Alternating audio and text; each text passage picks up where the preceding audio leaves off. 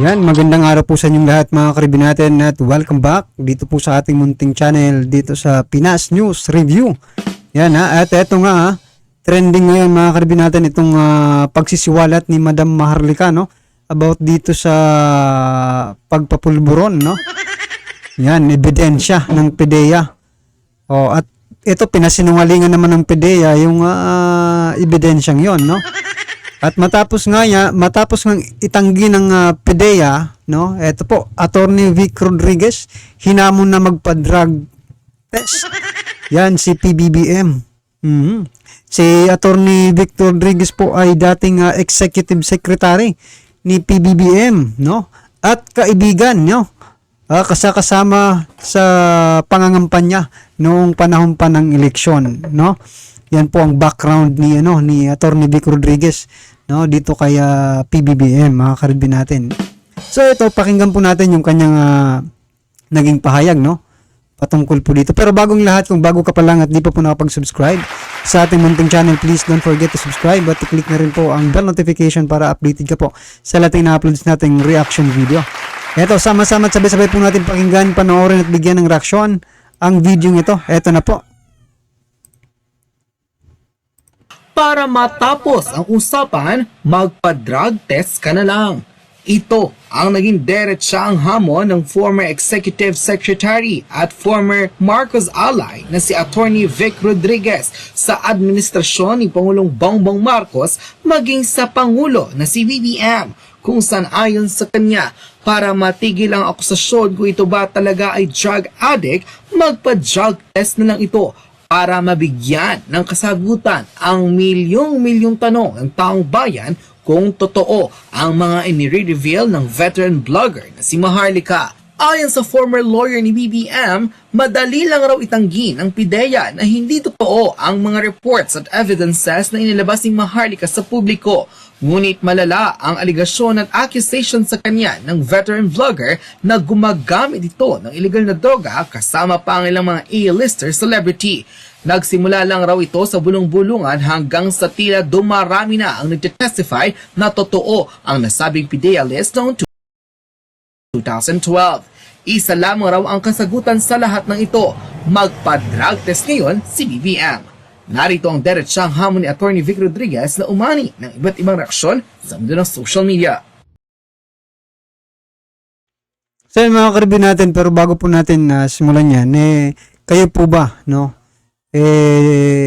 Payag po ba kayo or sang-ayon po ba kayo dito kay Attorney Vic Rodriguez na magpa-drug test nga, no? Itong ating Pangulo na si President Bongbong Marcos Jr., no, para mawala po yung mga maling hinala ng ating mga kababayan, di ba? Well, ako mga karibin natin, para sa ikakabuti ng lahat, no? Payag na payag tayo dyan mga karibin natin. Yun lang kung papayag si PBBM mga karibin, no?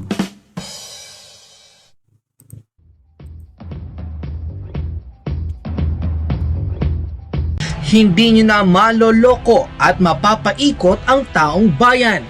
Ito ang simple ngunit makabuluhang mensahe ng former lawyer ni Bongbong Marcos na si Attorney Vic Rodriguez matapos ang kanyang nalaman patungkol sa Demoy Drug List o PDEA List na kasama ang dating Pangulo base sa mga ebidensyang inilabas ni Maharlika at pahayag ng former President na si Rodrigo Duterte. Hinamo na ni Attorney Vic ng live drug test si BBM para magkaalaman kung sino ang nagsasabi ng buong katotohanan. Ayon mismo sa kanya So, yun mga karibin natin, talagang live test ang sinasabi. No, ibig sabihin actual mga ka-review. Live na ipakita sa taong bayan kasi tama nga rin naman no, kasi presidente po 'yan eh.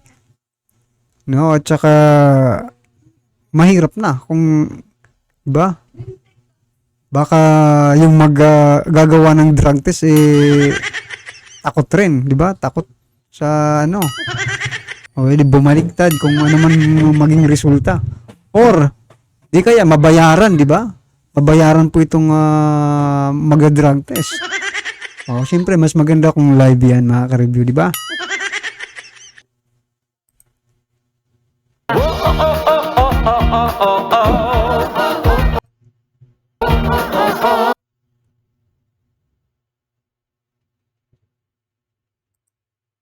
So, ito. Namali yung ano. Ito na mga karabin na.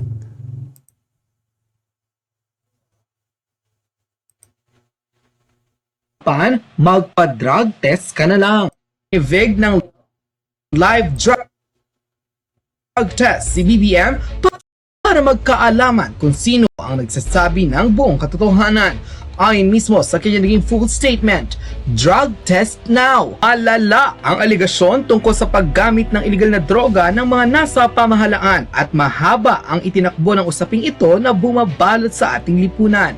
Nagsimula sa bulong na marahang lumakas, naging isang tinig at ganap na nakakabinging hiyaw. Marapat na tanggapin at isagawa sa lalong madaling panahon ng mga opisyal ng pamahalaan ang hamon na sumailalim sa isang sabayan, bukas, pampubliko at patas na drug test gamit ang sariling follicle ng buhok.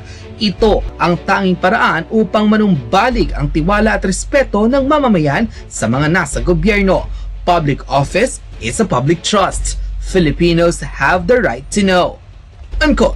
Ayon kay Attorney Vic Rodriguez, hindi raw lulubay ang taong bayan sa pilit na ibinabato kay PBBM na patunayan nitong hindi totoo ang PDEA list na inilabas ni Maharlika, lalo't ilan pa sa mga dating opisyales ng PDEA ay handa na raw magtestimonya patungkol So, mga karabin natin, talagang opinion lang po ito. Talagang i-deny po yan ng ng PDEA. Kasi boss nila yan ngayon eh. Boss nila yan ngayon, di ba? Ilalaglag mo ba ang boss mo? Sige, para pagkatapos ng di ba? Kaya didepensahan po yan nila. Sa palagay niyo mga karibin natin, doon nga sa pag di ba yung anak ni Isoji Boying Remulla? Nahuli rin po 'yun, pero yung nakahuli tuloy yung yung tinanggal, di ba? Yung nakahuli tuloy yung tinanggal instead na makulong sana yun eh. O nakikita niyo po ba yung di ba? Yung eksena, yung pattern, di ba? O malamang sa malamang itong ebidensyang ito ni Madam Maharlika, talagang itatanggihan at expected na pong itatanggihan ng PDEA. So, di ba? Napaka po kung hindi nila yan itatanggi. tungkol sa nasabing listahan na nasasangkot ang Pangulo at ilang mga A-list celebrity. Ayon mismo kay Attorney Vic, respeto para sa taong bayan na nagluklok sa kanila sa pwesto sa pamahalaan ang hinihingi ng maraming Pilipino. Ayon pa mismo kay Attorney Vic Rodriguez, hindi hihina ang sigaw at panawagan ng marami sa mga nagising na raw sa katotohanan na dapat ay talagang mapatunayan kung talagang gumagamit ng illegal na droga ang Pangulo. Dahil sa hamon ni Attorney Vic Rodriguez, hinamon na ng netizen online si PBBM na kung hindi raw ito takot na malaman ang buong katotohanan, magpa-drug test na ito. Ayon kay Maria Fema Duterte, sa Independent Medical Laboratory magpa-drug test. #BBM drug test hair follicle in public. People deserve to know the truth. Resign BBM, drug test now. Para sa akin mga Lods, yung confirmation na ginawa ng PDEA right now na hindi totoo yung lumalabas right now na mga documents, for me kulang pa yun eh. Of course, PDEA ka, di ba? Under ka, no, sa pamamahala ng Marcos administration. Of course, hindi mo talaga aaminin. Bakit? So yan yung sinasabi ko kanina mga karibyo na hindi po aamin yan, no? At hindi pilit po nilang itatanggihan, no? Yung mga dokumentong yan na hinalungkat pa, no? Ng informant ni Madam Maharlika kung saan man nila nakuha yan. Pero noon pa man mga karibyo natin, noon pa man po, alam na po natin may tumatakbong diba sinabi na po yan ni dating Pangulong Duterte, may isang tumatakbong addict, no? Yan. At pagkatapos niyan, nung nanalo na po, di ba? Sinabi rin ni dating Pangulong Duterte na mayroon tayong presidenteng bangag. So saan po sila kumukuha ng basihan yan? Malamang, eto na siguro yun, di ba? Eto na siguro yun na basihan nila kung bakit nila tinatawag na bangag si PBBM. Pero talagang itatanggi po yan. Para sa akin, mga karibin natin, opinion lang po ito. Itatanggi po yan ng PDEA. mo aaminin. 'Di ba? Bakit mo ilalaglag 'di ba ang presidente ng bansa? Sasabihin mo talagang hindi totoo. Now, nagkakaroon na kasi ng duda ang mga tao eh. 'Di ba? Nagkakaroon na ng agam-agam. Naiisip na nila kung talagang totoo ba 'yung 'di ba nagda-drugs ang ating presidente. Kasi actually kahit sabihin ng PDEA, hindi totoo yan, fake news yan. Pero given kasi of course PDEA, agency, di ba? Agency ng gobyerno. Lalo na kung loyal ka sa administrasyon na to, hindi mo naman pwedeng ilaglag, di ba? Now, here's the thing. Mas maganda mga lords, magpa-drug test talaga, no, si President BBM. So yan mga karibin natin, no?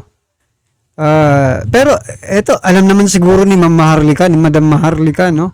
Yung mga consequences or yung gaya nito, 'di ba? Na i-deny talaga ito ng PDEA. So what is the purpose na inilabas pa kung i-deny lang din naman ng PDEA, 'di ba? Para sa akin, for information na lang po, no, ng taong bayan na mayroon talagang totoo, 'di ba? Na may ebidensya talaga na may nagpupulburon, di ba? Oh. For the sake na lang ng mga Pilipino na gusto talagang malaman kung totoo ba o hindi. Ito, may ebidensya na nga. At yan po ay given na i-deny talaga ng PDEA. So, nasa atin na lang po kung maniniwala tayo o hindi. Ikaw na nanonood ngayon, di ba? At karapatan mo po na maniwala at hindi maniwala kasi ikaw naman ay may sariling pag-iisip, di ba? Oh. Kung sasabihin niyo pong ito, paninira lang po ito sa presidente, di ba? Pwedeng sabihin niyo yan, di ba? Paninira lang. Pero ano ba? Ano ba ang take, di ba? Ano ba ang mapapala ng taong bayan kung talagang magpapadrug test ng ating PBBM, di ba? At least malaman man lang na eto, hindi pala totoo, di sampal to sa kanila. Pero pag yan ang totoo, mga karibin natin, delikado po, di ba? Kasi natatawa na ako, mga karibin natin, kasi po yung last vlog ko, di ba, yung PNP chief, parang nag-aakma umaakma po sa, yung PNP chief ayaw ng drug on war, mga karibin natin, di ba? Ayaw niya po So, anong ibig sabihin nun? Well, anyway, kayo na lang po ang mag-isip. Lahat naman tayo may kanya-kanyang opinion. Napaisip lang ako kanina kasi, di ba, dito may may ebidensya na itinatanggi ng PDEA. Ngayon, yung PNP chief ayaw rin ng drug on war, mga karibin natin. Gusto niya ng tapusin ang crime, no, dito sa Pilipinas without thinking na ito yung cause, di ba? Kaya mga karibin natin, ano man po ang inyong reaksyon, i-comment na lang po sa baba para at isa lang po ng ating mga kababayan ng inyong opinion patungkol po sa balitang ito, right? Sa video ito. Kung bago ka pala at di pa po napag-subscribe sa ating munting channel, please don't forget to subscribe at i-click na rin po ang bell notification para updated ka po sa lahat ng ina-uploads nating reaction video. Yan, maraming salamat po.